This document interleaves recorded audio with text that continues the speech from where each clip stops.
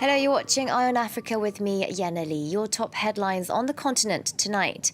The African Union suspends Mali's membership after Tuesday's coup. Meanwhile, mutineers call for calm and promise to oversee elections amid international criticism. Ousted Malian President Ibrahim Boubacar Keïta remains in the hands of the junta. Later in this show, we take a look at the rise and fall of the politician's career. And we bring you a report on illegal logging and deforestation in Senegal. Despite a ban, rosewood continues to be chopped down and shipped abroad. But first, the UN Security Council has condemned the coup in Mali, echoing similar statements from the European Union and the African Union as well. The latter has suspended the country's membership. Meanwhile, mutineers say they're not interested in power. They've called for a return to normality and promised to oversee elections within a, quote, reasonable time. Laurent Berstecker has more on the international reactions to the situation there. Reacting to Mali's military power grab, the African Union condemned the arrest of the country's president and prime minister and called for their immediate release. The chairperson strongly rejects any attempt at the unconstitutional change of government in Mali and calls on the mutineers to cease all recourse to violence and for the respect of the country's institutions. The Economic Community for West African States, or ECOWAS, also criticized the coup. The 15-nation bloc, which had tried to mediate Mali's political crisis in recent weeks, said its members would close their borders to the landlocked country and suspended it from all decision-making bodies. It also pledged a series of retaliatory measures and sanctions against the mutineers. ECOWAS categorically denies any kind of legitimacy to the putschists and demands the immediate reinstatement of the constitutional order. Several countries, including the US and former colonial power France, also expressed concern at the situation, with France's foreign minister saying he would be keeping a close eye on upcoming developments.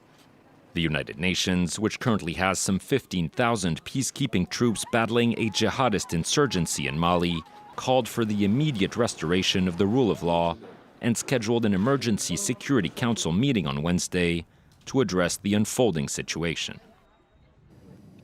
Now, for some reactions, this time from Mali, France 24's Nicolas Germain spoke to ousted President Keïta's former chief of staff. Here's what he had to say about the unrest. First of all, I'm very disappointed. I'm very worried. A period of instability now begins in Mali. Secondly, we condemn this coup. Change cannot happen in an unconstitutional manner. Obviously, the President of the Republic was forced to resign. Constitutional order must be restored as soon as possible. We call for the release of the President, the Prime Minister and all the high-profile politicians who were arrested on Tuesday. Now, Mali's opposition M5 group says it will, quote, celebrate the victory of the Malian people at protests this Friday. One of the most visible faces of the movement, though, said he'll take a step back from politics. Mahmoud Dicko made the decision after speaking with mutineers, this according to his spokesman. Even before Tuesday's dramatic events, Keïta's opponents had staged mass protests for months, calling for his removal. He's a member of the M5 speaking to France 24 earlier. It was indispensable and democratic for the army to intervene. We call on the army to give back the power to the people and put in place a transitional government of civilians, and that's what the army has promised. The presidential election should take place in 2023 as was planned because first we need a transition built on reforms, major reforms, to transform the Malian nation. Our priority today is that we call on the international community not to take sanctions against the junta because that would be taking sanctions against the Malian people. It's been a presidency bookended by military coups. Ibrahim Boubacar Keïta, also known as IBK, was elected to power in 2013. This just months after his predecessor was ousted by soldiers. Now IBK has been detained by a junta himself. Our next report takes a look at the highs and lows of the Malian politician's career. Once seen as a figure of unity in a fractured country, Ibrahim Boubacar Keïta was ultimately unable to deliver on his promise to rid Mali of its deep-rooted divisions. After helping manage Umar Konaré's successful presidential bid in 1992, Keïta was named prime minister in 1994, a position he occupied for 6 years, and during which he quelled a series of strikes and protests, forging a reputation as a firm and uncompromising leader.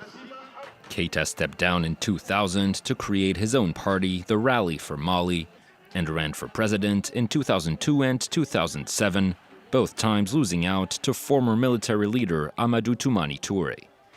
In 2013, as Mali was swept by a wave of jihadist violence, Keïta ran again, presenting himself as the man to unify the country. Je vous demande de m'accorder une majorité claire et nette qui me donnera la force de conduire le redressement national. Keïta won by a landslide, beating his opponent Soumaïla Cissé with more than 77% of votes. Yet despite interventions by the French army and UN peacekeepers, he was unable to put an end to jihadist violence, which spread to central Mali as well as neighboring countries. Keïta was re-elected in 2018, but his inability to address the ongoing insurgency, as well as a struggling economy and alleged government corruption, made him increasingly unpopular among Malians. In March 2020, the kidnapping of Mali's opposition leader by jihadist rebels sparked massive anti-government protests.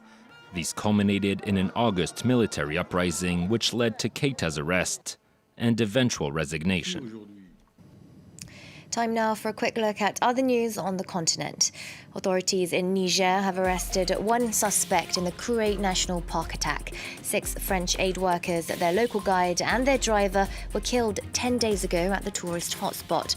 The investigation is still underway. No one has claimed responsibility for the attack. Since the killing of the NGO workers, France has downgraded its travel safety guidelines for the entire country except the capital.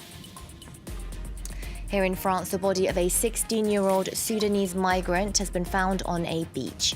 He had apparently tried to cross the English Channel. The teen's corpse washed up on the northern beach town of Sangatte near Calais. French and British government ministers have since reacted on Twitter, pointing the blame at people smugglers. Sudan's foreign minister has fired its spokesman for his comments on Israel. Ambassador Haidar Badawi reportedly made unauthorized remarks to the media, alluding to a peace deal and the normalization of ties with Israel. The two countries are still technically at war. Last February, the head of Sudan's Transitional Sovereign Council met with Israel's Benjamin Netanyahu. In reaction to these talks, small protests reportedly took place in Khartoum. And finally, we bring you a report from Senegal's Casamance region. Illegal logging is in full swing there. One of the most sought-after trees is rosewood. Despite being a protected species and banned from export, Chinese demand is fueling deforestation. In Kolda, experts estimate that more than 2 million trees were felled since 2010. Our correspondents went to one of the most affected areas and filed this report. Rosewood is a rare and protected species, yet logging of its timber is in full swing in the forest of Pata, east of Casamance. Here, tree stumps dot the landscape. This man, who wants to remain anonymous, is a former woodcutter. He claims to have now stopped illegally logging and trafficking rosewood and says he's more aware of the consequences of deforestation. xale Casamance fii département mbir na yor fula dañu ndol ta ñak mo len ci dugal ci li waye dem nañ nak ba gis ne dagg bant bi amul sens ci ñun nañu utal ñun ñi nekk Casamance fuñ japp ba dootuñ ci xel dootuñ dajati liggéey bant bi. Today, protecting the environment has become dangerous work. Mamadou Balde is a volunteer forest warden. He was threatened and then attacked by illegal wood traffickers. He was left crippled after having been beaten with machetes. Sabu ode fore hewani sabu do minen posto amen do ko won do ko dido heddibe be non dokanam ladde nde no be dokan en ladde nde heddibe be sabu min kam mi wawta dogde ladde jo mi wawta sabu bay mi hebi gantu. Young people seem to be getting the message. Saliu is a student from Medina Yoro Fula, where illegal logging is rampant. For the past 4 years, he's been raising awareness in the villages in his district. La majeure partie des gens sont des agriculteurs. Et s'il n'y a pas de précipitation, s'il n'y a pas de pluie, il y aura forcément un impact négatif sur, en tout cas, les cultures. Ce qui veut dire que nous devons tout faire pour protéger la forêt, pour protéger l'environnement. The Water and Forestry Department struggles to keep track of illicitly harvested timber. The division is stretched thin and officers struggle to monitor environmental violations across the country's boroughs. That's it from the Eye on Africa team. Stay tuned though, more shows and international news coming up.